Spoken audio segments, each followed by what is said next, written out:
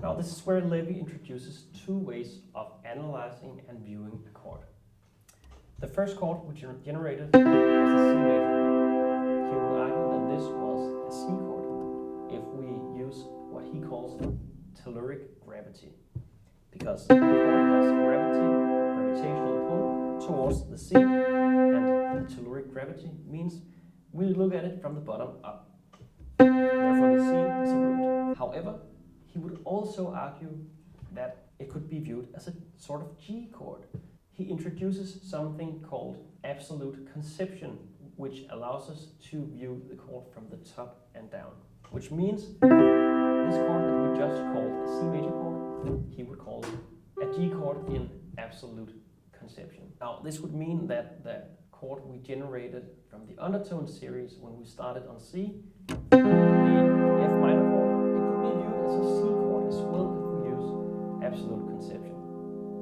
In this way, he kind of makes sure that every chord is built up from a major third first and then a minor third second hand.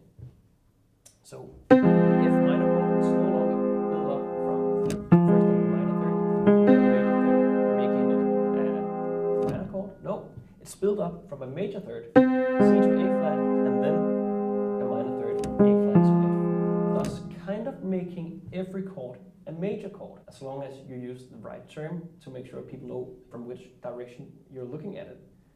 So if you're looking at it from the bottom up, it has to be what we call a minor chord in order to become a major chord, Levy's terminology. And if you're looking at it from the bottom up, it has to be what we call a major chord, using what Levy calls telluric gravity.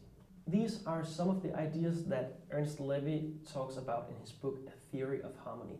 But in all honesty, it doesn't give us that much knowledge on what we're here to talk about, negative harmony.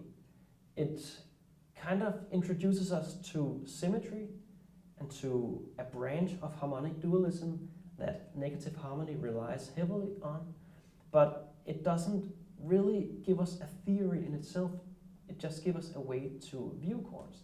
It gives us a way to change context and understand chords in different situations or change the situation. But we need more in order to get to a point where we can call this a theory. And this is where other theorists, both before and after Levy, actually steps in.